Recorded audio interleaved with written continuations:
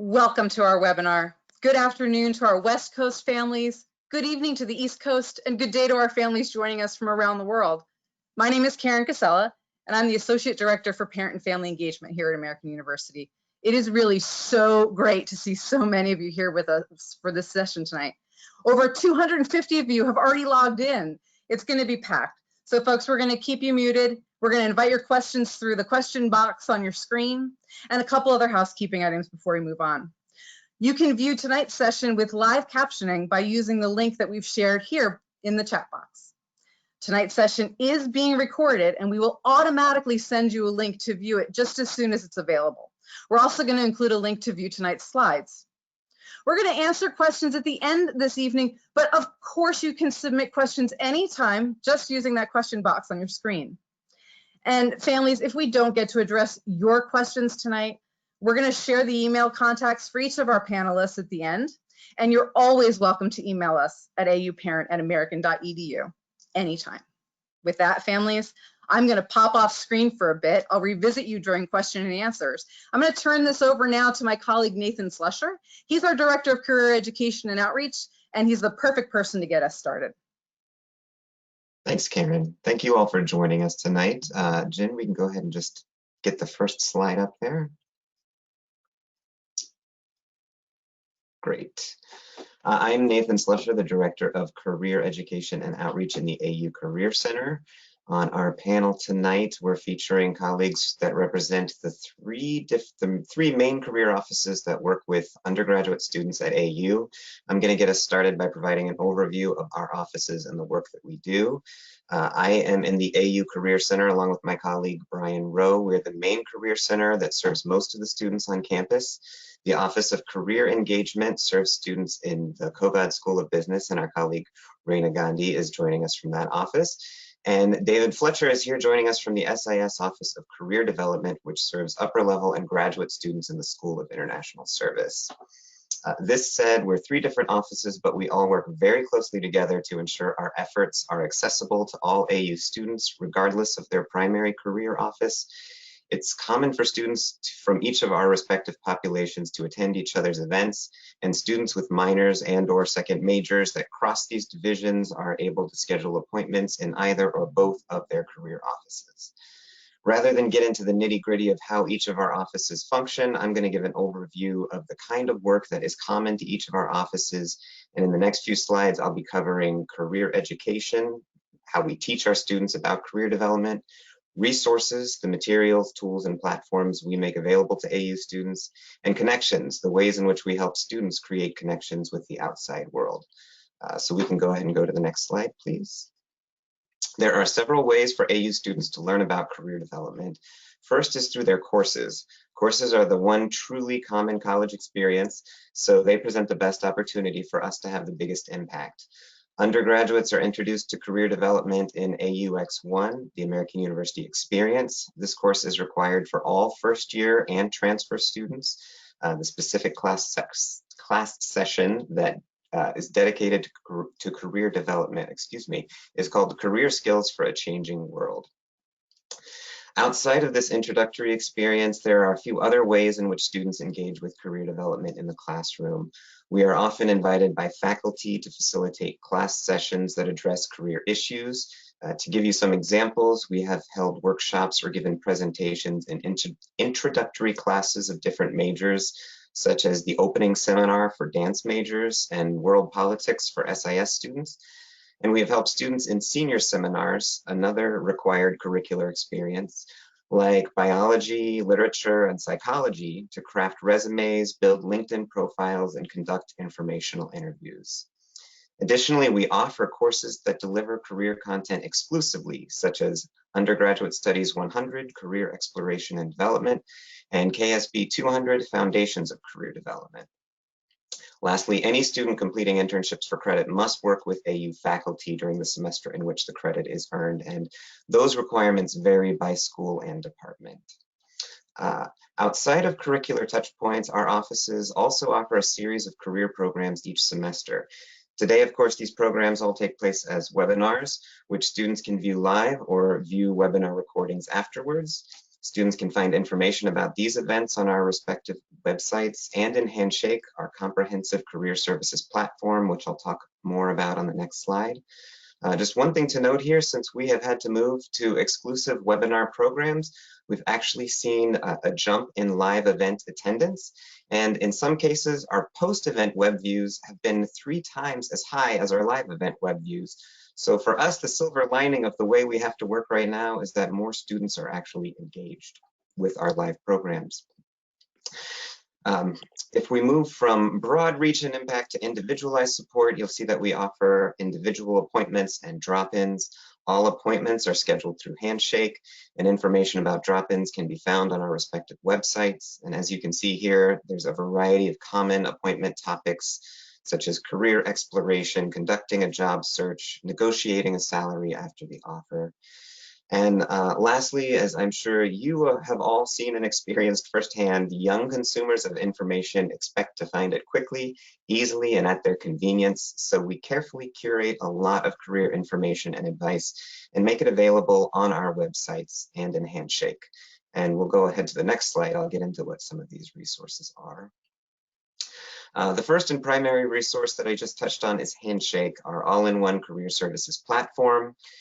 If you can see in that picture there, that yellow chair is actually a chair that Handshake sent us when we started using the platform. It's a quirky little chair. It makes us laugh. It's pretty funny, but nobody quite knows what to do with it.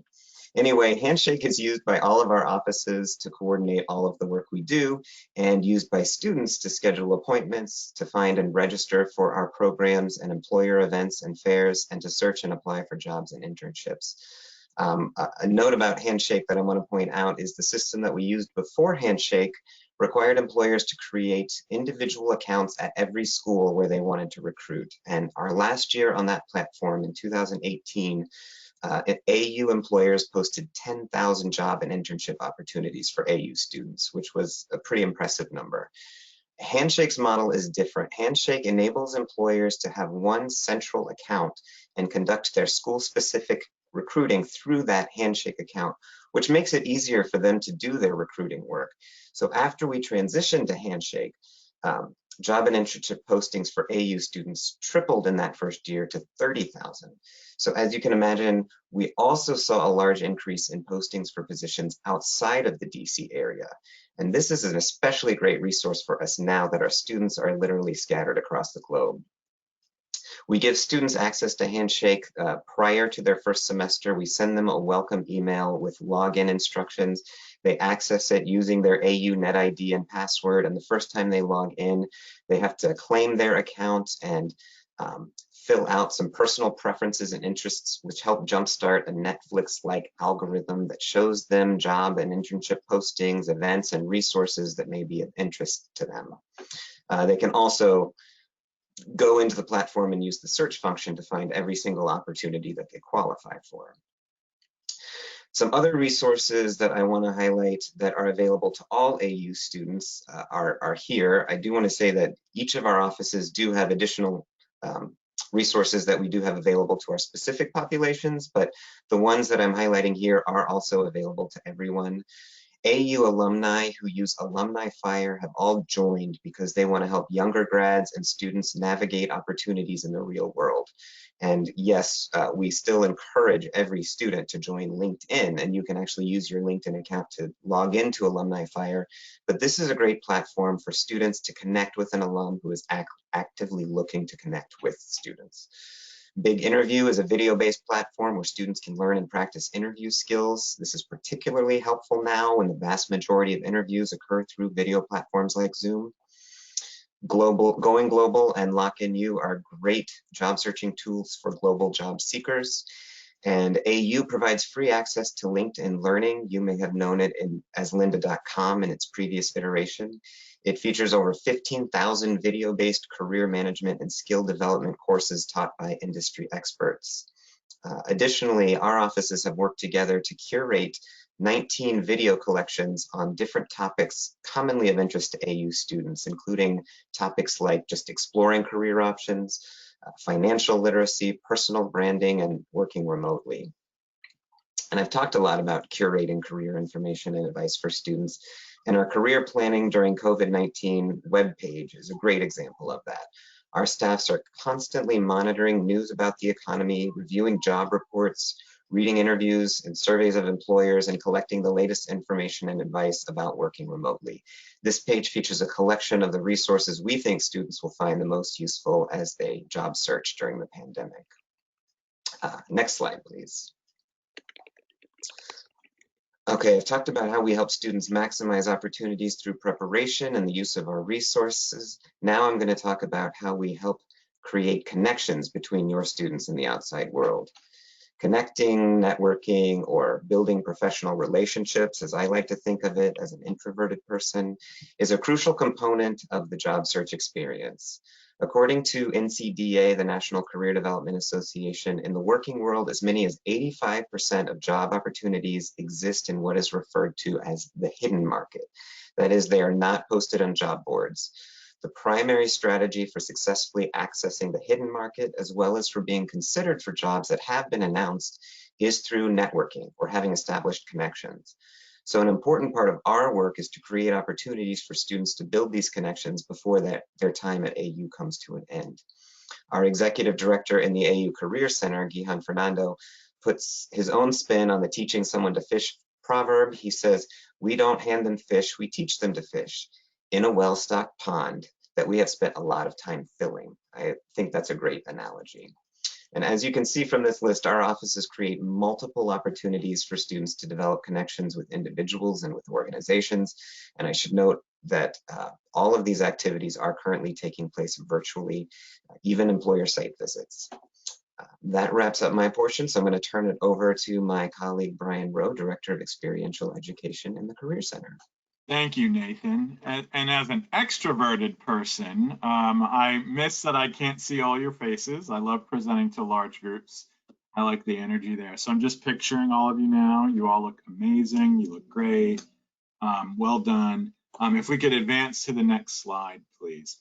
We took a look at sort of how the mechanisms with which we connect and the opportunities that we connect students to employers and as a way of exploring different opportunities. I want to address what are employers looking for. Many students who come into appointments tend to be nervous. They tend to not know, what is it that I have that employers are going to find useful in an internship or even a full-time job after they graduate. And I want to highlight, this is a list that our office uses, the AU Career Center, of skills and competencies that are pretty universal across all employers, whether you're hiring engineers or PR people or policy analysts, business analysts, all of that. These are these really foundational skills. This is a list that was developed by the National Association of Colleges and Employers, NACE, and that's an organization that we belong to. This is their list of top 8. Certainly you can look elsewhere and find top 5s, top 10s, these are easy to find. But I think we tend to focus in when we meet with your students and they're sort of saying, what are the employers looking for? This is a great place that we sort of focus on. Oral and written communication. You can't really get much done unless you can communicate effectively with your colleagues, with your clients, customers, constituents. And I mean, that one tends to be a top skill. These aren't exactly in any kind of ranked order, but if you look at ranks, certainly oral and written communication skills come out near the top almost always. Teamwork and collaboration. I think everyone listening on the call and watching this has probably had an experience with a colleague who just wasn't great to work with, right? And that sort of resonates with everybody. You can be the best, you can be the expert in your field, but if you're it's a problem to work with you, that can cause inefficiency and just a lot of issues, right? So we work with students and we talk to students about how they can highlight their experiences working collaboratively and working in teams. Global intercultural fluency, certainly as our careers and our professions become more and more international, or even domestically, there certainly are different cultures within the United States. Are you able to interface and interact productively with others who may have a different worldview and a different perspective from you? So that's something employers are looking for. Data and digital technology, this will vary, right? The engineers and the computer science students have to have certain skills, and then the theater majors are going to have other skills in this area. But you definitely need some level of competency using digital and understanding data. You've seen throughout AU, you're seeing data science increasingly integrated into different curriculums and all of the schools. You know, this is an important factor and it seems to be growing, definitely. Critical thinking, problem solving. Again, employers really rank this rather highly. Can you deal with a problem? Can you deal with an issue that comes up? Can you work it through, right? I think we've all been in those situations where you have to be creative and you have to analyze a situation and be able to solve the problem. One example of this is when I talk to students who've studied abroad, for instance, they tend to have great examples of problem solving, especially out of context, right? You know, they may be in a totally different situation. Ethical behavior, certainly everybody wants to hire employees that they can trust and that they know will act professionally. Again, how can students demonstrate that? We talk it through with them and we give them some examples. Leadership, I think it's great to have leadership experience. You can obtain this in different ways. I also think it's great to be a good follower when you need to follow and not lead, right? And then certainly career management. And career management is something we really reinforce with the students. We want them to think very strategically about their career. We want them to know what can influence their career, what can advance their career, what steps they can take, so that they're very consciously moving forward on their career path and not sort of letting it happen to them, right? So we want them to understand what they can do to impact and move that. When a student comes to us with maybe their resume, this is something I know I personally do when meeting with students. I'm looking for examples of these skills. Does a first-year student have 15 examples of each of these? No, right? That's not going to be the case. But this gives them something that they should be aiming for and looking to sort of fulfill and develop.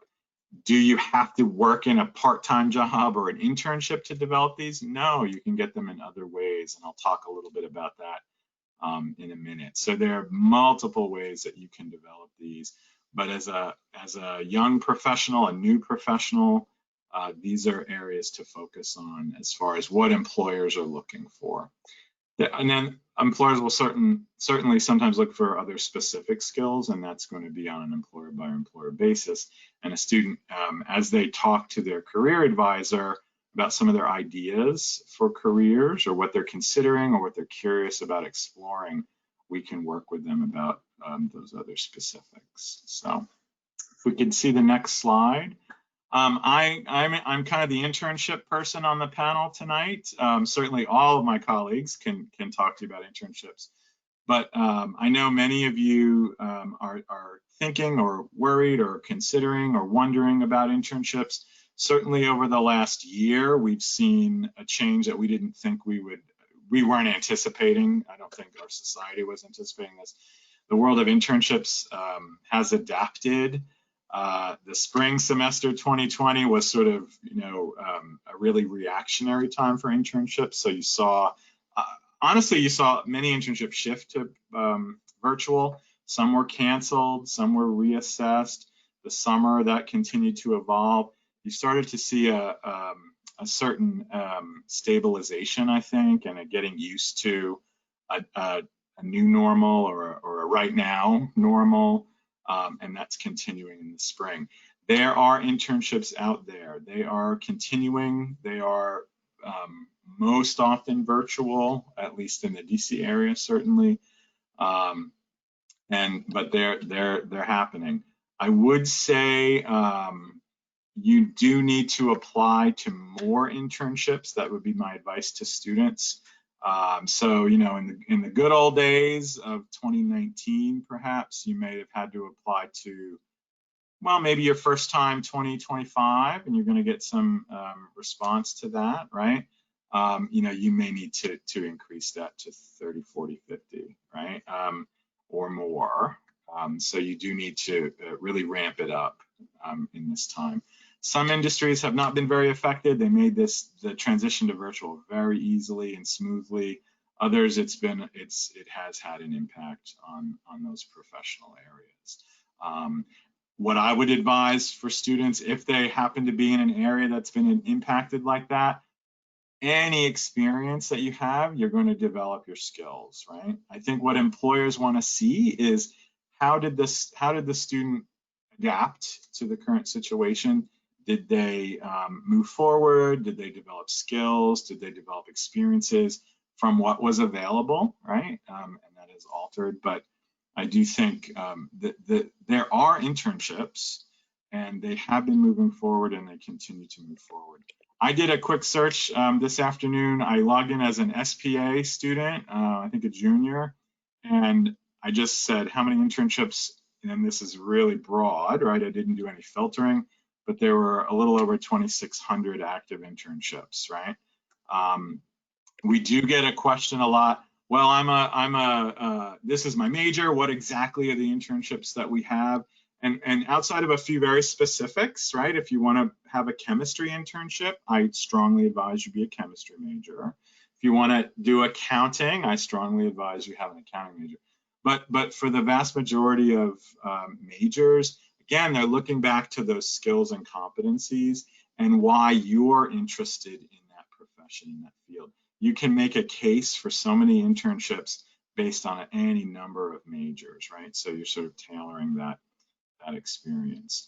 I had mentioned previously that as employers sort of look at your resume and they're talking to you about your skills and experiences and what you can bring to the internship and what you'd like to learn from the internship, there are these other opportunities for students. So a first-year student, I would usually not counsel and advise so much, oh, get right into an internship. I'd want to take a look at some of these other opportunities. And that is also true, though, of students in other years. The employers know you're pulling skills and developing skills from a variety of experiences. Our study abroad office created virtual internships based in our Madrid, Nairobi, and Brussels centers. These have been fantastically received, and the students have been really excited for those. So that continues. Alt breaks. So, you know, that started as spring breaks, but then they became summer breaks and winter breaks. You know, they sort of multiplied, both domestic and international. Those have shifted to an alt format. So you'll be able, or sorry, a virtual format. So students can engage in knowledge and broadening their experience, perhaps interculturally, or in a number of other areas that way. Campus organizations, certainly leadership can be developed there, as well as many of the really substantial volunteer experiences that are available. So, I mean, this is all going to be part of your portfolio, so to speak, your resume, and the experiences that you're going to use to move forward. So, internship situation is good, maybe more challenging, but not. It is there, it is active, and it's obtainable, as are all these other opportunities for students. So, all right, and I think I'm going to hand it off to Raina.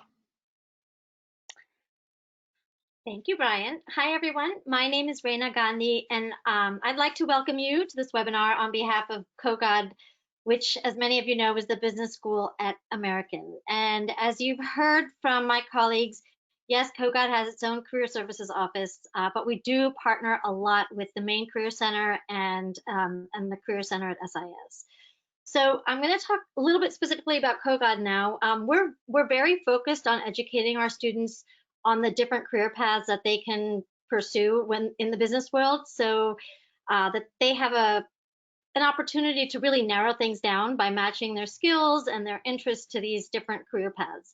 So more big picture, we want to expose them to as many different fields as possible And then again, provide them with the skills they need to make strong, good career decisions, not just when they graduate from Kogod or from American, but really throughout their lives. Because I think in American in general, we all see this as a holistic opportunity to teach our students to maintain a certain level of personal branding and really demonstrate their value proposition to employers throughout their careers, not just when they graduate.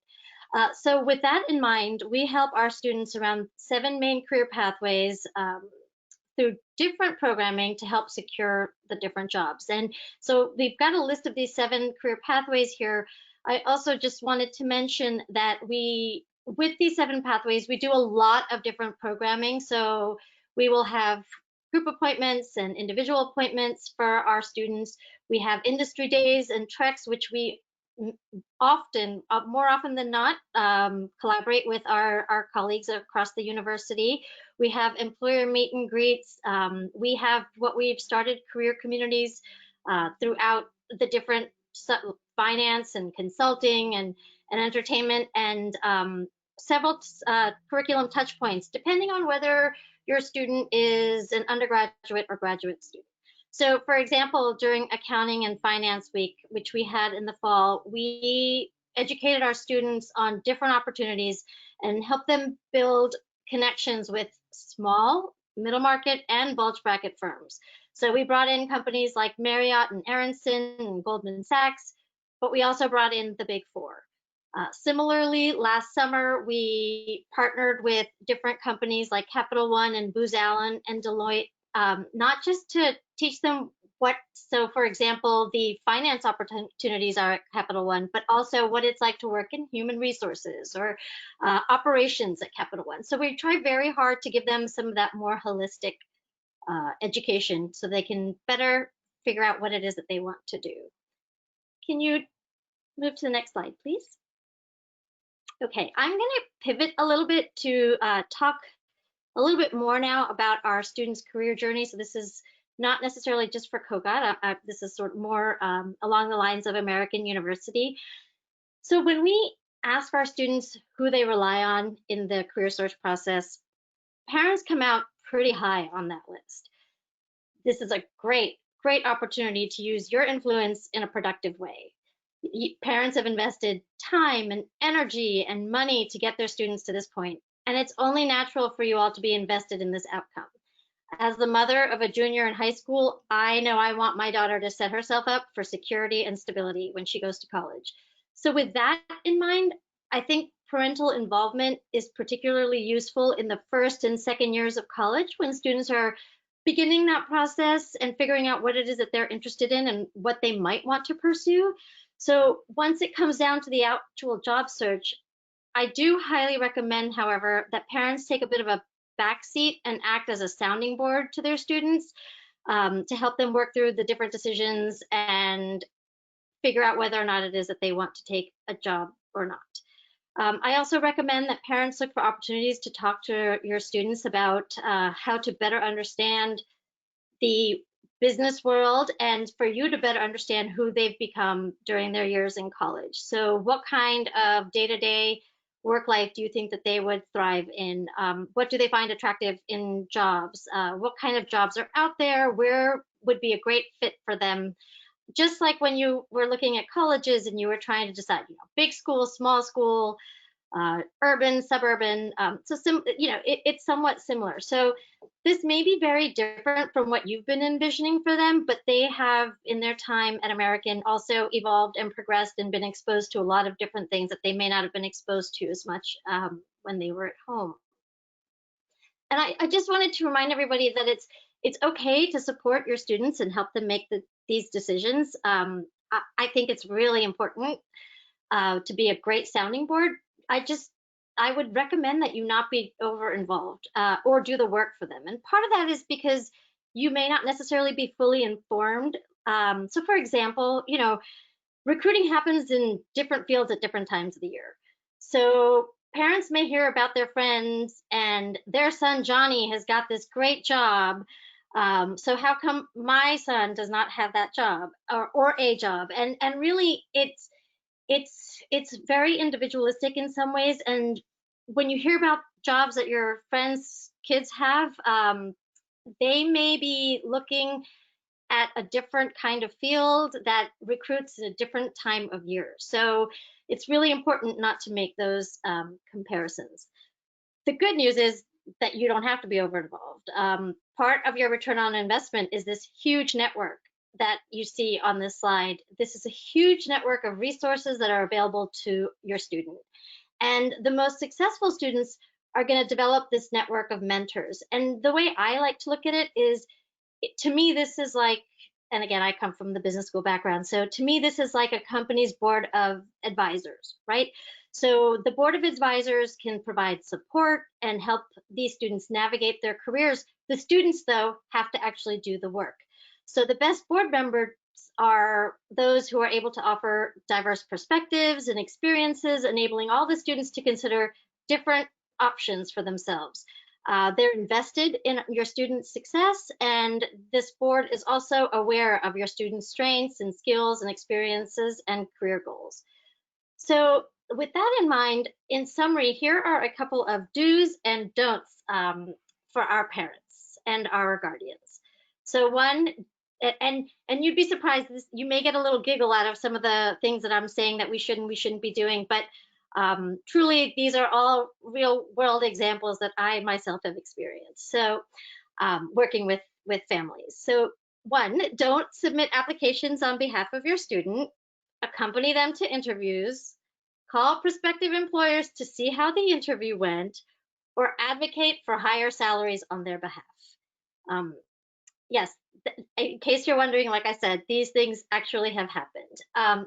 However, you can encourage your student to use all of our resources. Students who participate in practice interviews, for example, learn better interviewing skills, again, are able to better articulate their value proposition, which of course will lead hopefully to more job offers, right? You also want to share your network. If you know someone who could help your student with a job lead or an informational interview, or maybe even an internship, we encourage you to expand your network and share that with your students. We teach students how to build their networks and articulate this value, and any introduction can lead to even another introduction, and then another introduction, and potentially an internship or a job.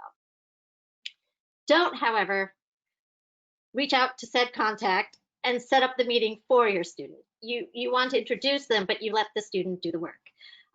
Do encourage independence. You want your student to own the success. I know when I was graduating from college, I took a lot of pride in the first job that I got, and we want to see that happen with our students as well. And remember that motivating your student isn't necessarily your job. Supporting them as a parent or as a guardian is, as a family member is, it has to come from them. They have to drive this process.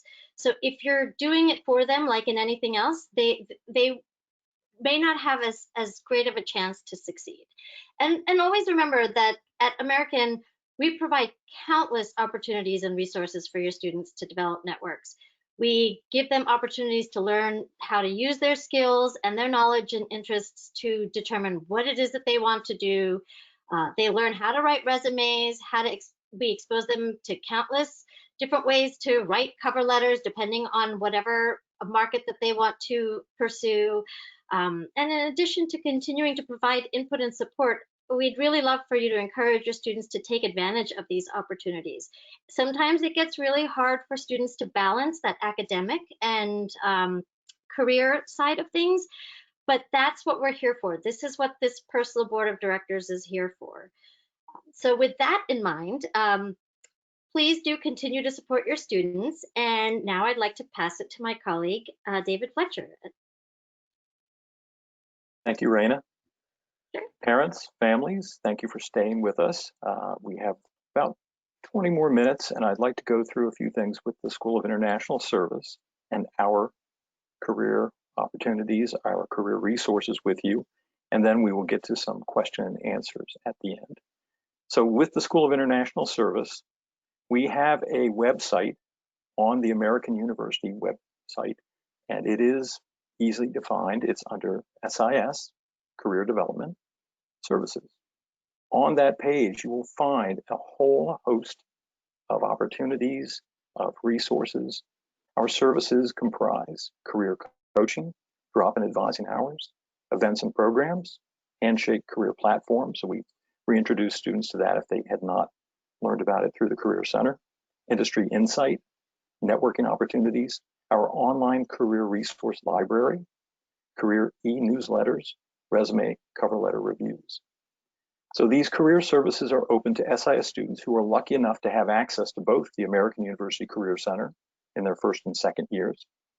Then they have the SIS Office of Career Development for the time that they are juniors, seniors, or graduate students, and also into their alumni time.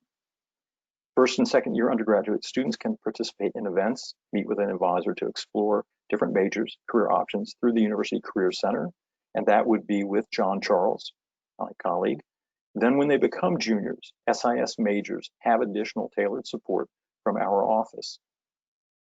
They are able to make appointments at any time to meet, go over all of the materials they may want to discuss. Today, for example, I had a student who wanted to talk about career assessments, the tools that you would use in MBTI or a strong interest inventory career assessment tool. Or it may be an appointment for resume review, for internship advice, or for last minute interview prep for a job.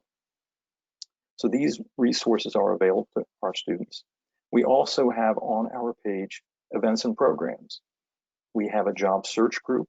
We have a job shadow program, Jumpstart January, which is taking place next weekend, mentoring program, mock interview madness, site visit day, which unfortunately is put on hold until we're able to be back in public, student alumni networking, employer recruitment. We even have a page for the AU Job and Internship Fair, which will be happening on February 3rd, and even a section called Don't Cancel Class, where we encourage faculty to bring career advisors in if they have to be off campus for a conference or for some reason cannot conduct their class. We're willing to do it for them. So in addition to those resources, I want to talk a little bit about hiring for SIS, but also for other majors and government employment during COVID. So the hiring outlook, yes, there are jobs out there and you can find them. And if you can't find them, we're here to help. So please ask for support. The hiring and employment outcomes did take a dive in the spring of 2020 from March until probably June, as employers were figuring out what to do with employees, how to onboard people they had never met in person, how to turn a new employee into a remote hire. So these were really challenging times for employers. They've figured it out. Things started to rise as job postings became more significant. So the third quarter from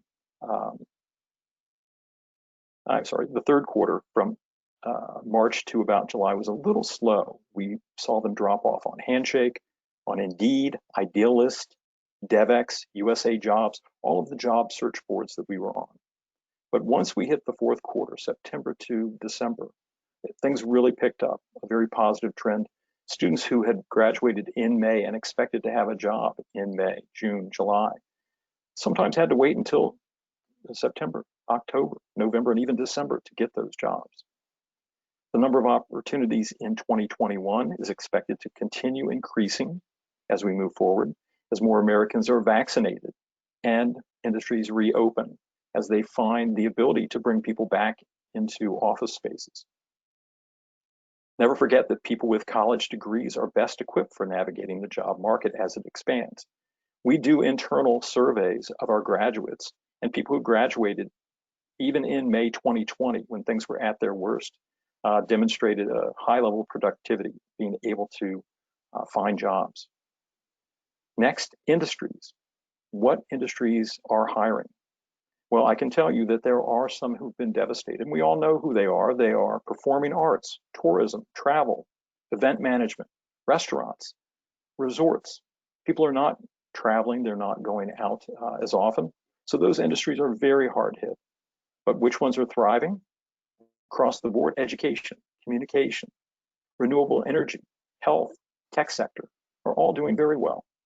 But students need to be flexible when they're exploring their options. When they are preparing to graduate, a very narrow vision of what they want to do is not necessarily the best idea. When alumni come back to campus as part of speaker panels, part of employer networking events, they'll often tell our students to cast a wide net. And so with that advice, I would tell your students to be flexible and certainly look where jobs may exist. Public service opportunities are good. Many have very viable options. Government agencies have vacancy numbers that have not been impacted as much. The new presidential transition allows for new hiring, but I will say brand new graduates from our programs with a BA or a BS are probably unlikely to be political appointees. So they would still go through USA Jobs, not through Schedule B employment as presidential appointees. There's a ripple effect that's going on. So as more and more of these employers are picking up employment, other areas like lobbying, contracting, and think tanks are expected to improve their hiring. Virtual employment, virtual interviewing. Will new positions be remote for the foreseeable future? Yes, I can't imagine that employers are bringing people into office spaces yet. Will they remain remote? That's a very good question. There were not that many remote positions that I was aware of, and granted, I'm speaking for my school, but I don't remember there being 50% of jobs being remote prior to the pandemic. So will they evaporate? Will your students still be able to live at home and work for the next 5 years? Probably not. Employers pay a lot of money for office space. They're going to want people to return to those spaces at some point. So as Americans get vaccinated, as COVID gets under control, which probably won't be until the fall, people will remain working remotely, but eventually will probably have to reside close to where they're working. So students should be prepared to eventually reside where they are employed. Employers we're hearing from are indicating that there are no in-person spring internships. I think Brian had mentioned that. That's out of health concerns, but there are plenty of remote ones. Have your students check with the big interview function that's available through Handshake so they can practice virtual interviewing. Also, we should be talking about international student and specific support for them. The Office of International Student and Scholar Services provides incredible information and resources for them. There are programs specifically for our international students, and they have the help of all of our offices, from Kogod to SIS, the main University Career Center. They need additional help because it can be very challenging. So we do offer that and help them with OPT, optional practical training, and other aspects of their job search. That brings me to the last section, which is parent perspective. Like Raina, I am the parent of a no longer teenager as of next week. He's 19, will be turning 20. He's a college sophomore, and yes, I'm a concerned parent. I will never interview for him. I will never contact an employer for him. I will never do the things that I've been warned by my colleague from the business school. Those are not things that would look good for your student. We can do plenty of things for our students. Support is one of them, but taking an active role in their recruitment is not a good idea. If we have networks and we can refer them to people that we know, great idea. Have them meet with people that you are connected to. That's a wonderful way to acquaint them to your world. I feel so strongly that we should talk to parents about how to coach, how to support their students without overstepping that. We put on our career resources website a parents page with an SIS guide to career support. I wrote it, so I take great pride in saying, work with your students, but don't overstep. With that, I would like to turn it over to the next slide.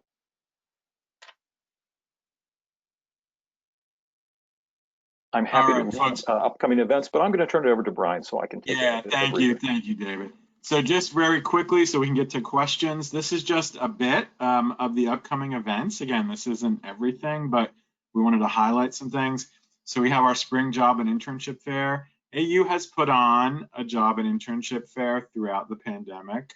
We were the only ones last spring that were able to pull it off, and we're continuing that. So you know, students can go ahead and register for that. That way they get updates, for instance. So it's always great to RSVP for these things, because we'll be able to communicate with those who have RSVP'd. You see some other events, and some of these are combined with other universities in the area. So the Government Education Nonprofit Career Fair is a joint fair with some of our colleague universities here in the area. Marketing Communication, Marcom is the way we usually refer to that. That's near and dear to the business school, but also to the School of Communication, which is a school that I work with quite a bit.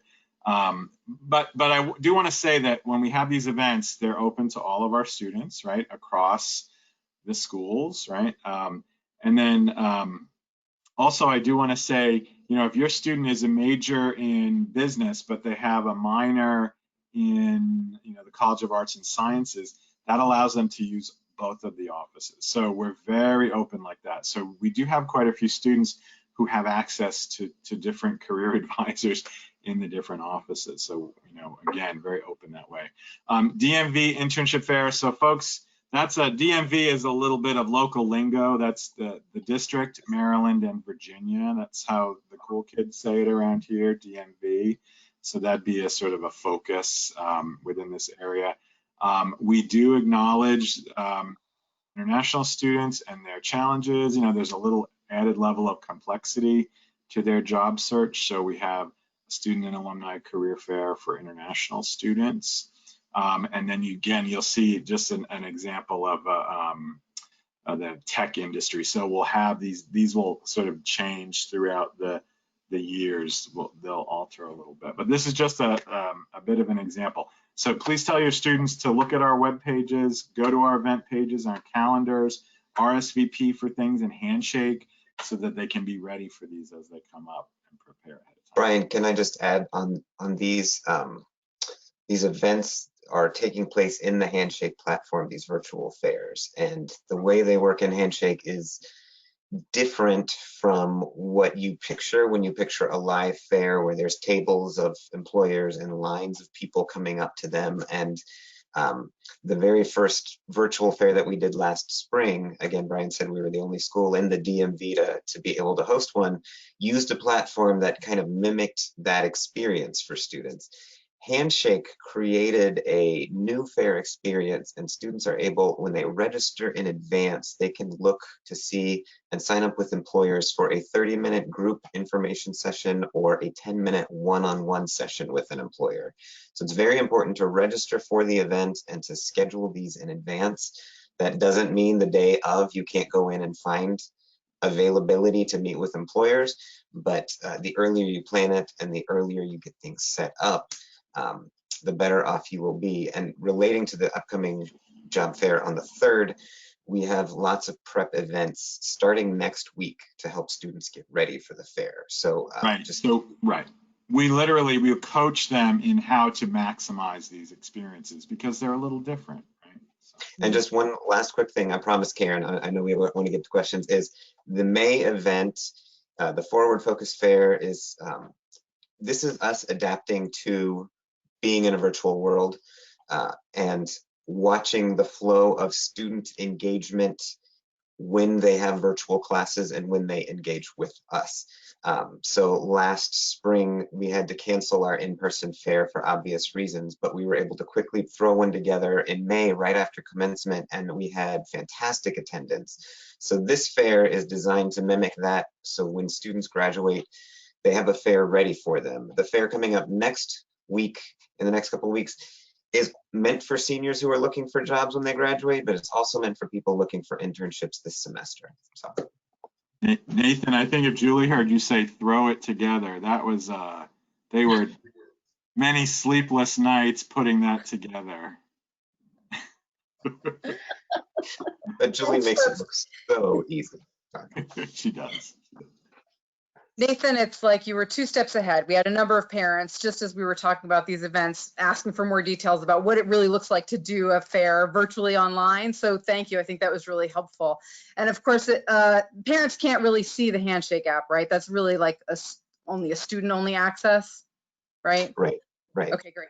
I'm going to come back to you in just a sec because we've had some folks, parents of first years, who had some very specific questions. But Brian, if I can ask you a little bit about internships, a number of folks had questions about how their students can launch their search for summer internships. And that would be domestically, certainly, but also a lot of folks here tonight are curious about how their students can find international internships. Yeah, sure. So I think it's good. It's a good time to be thinking about summer internships, honestly.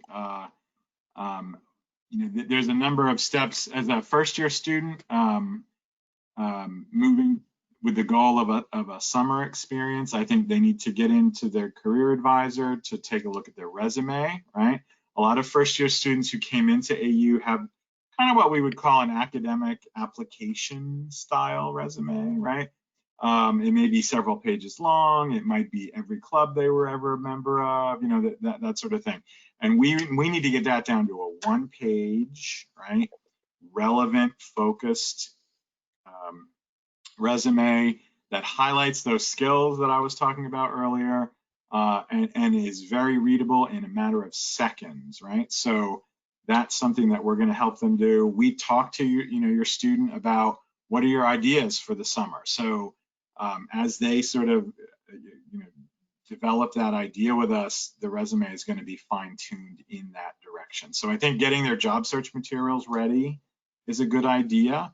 There may be, if they came in tomorrow with questions, it might be, you're not going to see anything for summer right now, but in February, the end of February, you might. So there's sort of timelines depending on different industries. Some industries, though, it's like right now, you have to get moving even for summer. So it really is going to depend on the industry focus or the field that they're interested in, right? But I think it's always better to be ahead of that, right? And then come in and we have to say, whoops, the deadline was 2 weeks ago. So it's a good idea to come in as soon as possible. But even if your goal is an internship in the summer, especially if you're a first year student, what are the activities that you can engage in the spring that are going to help advance your candidacy, right? So what can you get involved with right now? And the day you start something, it can go on your resume, right? You can't put it on there until it starts, but then you can have it on there and work through and develop some skills. I think that's important. We would also have a networking question. We're always thinking about that. How can we connect you to the people in the field that you're interested in? I usually kind of go through a little list with a student. What are you interested in? Do you know what you're interested in? And sometimes they say no, right? And that's okay. We can work with a student who's like, I know I need to be interested in something. Help me, no problem. But if they say yes, then I said, do you know who does what you want to do? So if you have this dream job, but you don't know the organizations that do it, then we can put you, we can kind of take a look and help you understand who's out there doing what you want to do, right? And then it's, do you know people who are doing what you want to do? That's that building that really kind of focused network in the direction of your interest. So it's a good idea, to do this many months in advance. The networking, sometimes years in advance, right, is best. But I think that's a good idea. We need to start with the job search materials and sort of the directional focus for right now. Excellent, thank you. Jen, if you can advance to the next slide so everybody can see the contact information for our panelists. In the next few minutes, there's so many questions here, and I'm sorry, folks, that we're not getting through all of them, and it's just me on the back end typing furiously. But Nathan, I did want to ask you, can you talk a little bit more about, what are your tips for first years, right? Students come to AU like ready for internships right out of the gate, and they can't get them for credit their first year. I know that. But what are the things they should be doing to connect with your office and to feel like, how is the Career Center, especially in COVID times, like really demonstrating their accessibility to those first year students? Oh, great question.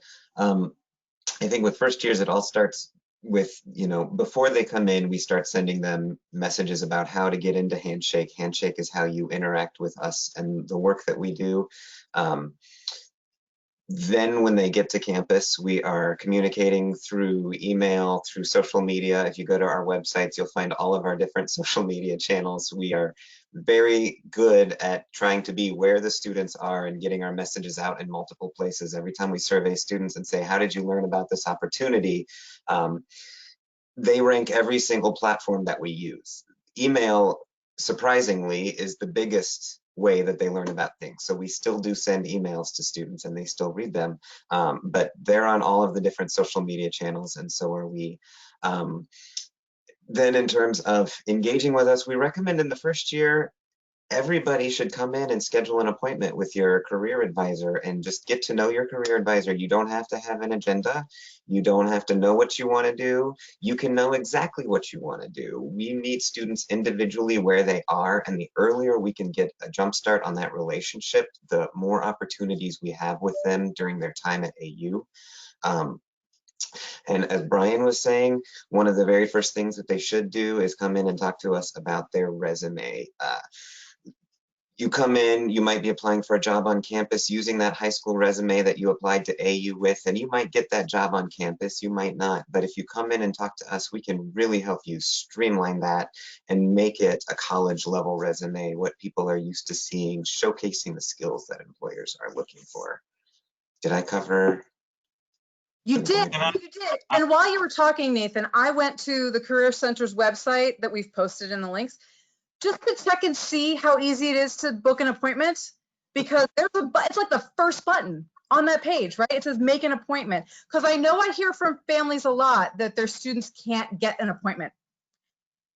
I can see that link right there, and they do it through Handshake as far as I can tell, right? So let me see if we can wrap this up. I've had a number of families asking tonight, and even before tonight, what do we say to our students who are introverted, who are overwhelmed, who are really anxious about what it means to like step forward with that job search? Like how can parents support without being like the nudgy, like, you know, on the back end? What do we do to motivate these students? Yeah, I can start with that as a fellow introvert. I think we all realize, and when we see these students going through this, interviewing is not normal conversation, right? You're going and you're talking to this person and saying, hey, look at me, hire me. This is why I'm so great. And this is why I'm going to be so great for your company. And that's not a normal conversation for most of us. So I think it's important to just let them know that it's okay to feel like that. I think practice is really important. And as much as I have hated it, seeing what you look like when you're answering questions on video using Big Interview and other resources like that is going to be really, really important as well. But I think one thing that, resources aside, I think one thing that our students need to remember is feel empowered knowing that this is a two-way interview, that yes, you have to impress that person, and yes, you have applied for this job because you want it, or this internship because you want it. But they have to impress you too. You want to see that person, and you want to see that you can fit into that culture as well. So remember that I think that sense of empowerment helps at least a little bit. And then just do some, for me, do whatever it takes to calm me down, because I get really nervous and I start to feel nauseous. So what I do is I just breathe. Like I do some breathing exercises because that helps me. For some people, power poses help them. If you don't know what that is, look it up. It's actually pretty interesting stuff. Whatever it takes, listening to music, dancing around your room, I've done all of those things. So whatever it takes to, get you to calm down and just know that all you can do is try your best and be very well prepared and know your company really well, because most of the reason that people don't get the job is not because they don't fit. It's more because they can't articulate well why they want to go into this field or why they want to work at this company. I'd like to reinforce what Raina said. They're not hiring you. It's not a favor. They're not. They have a job that needs to be done. In DC kind of runs on interns, and I think a lot of places really run on interns. So they're not hiring you as like a favor. They're like, I have openings I have to fill, and they've given you the cheat sheet for how to please them, right? For what they're looking for. So you have that in the job description. So if you're like, I can do this, then the only gap is, I know I can do this. I need to demonstrate to them that I can do this, right? Through examples and through my past experiences. So I also think for introverts, gone are the days of the big networking nights where we'd have, 150 people in.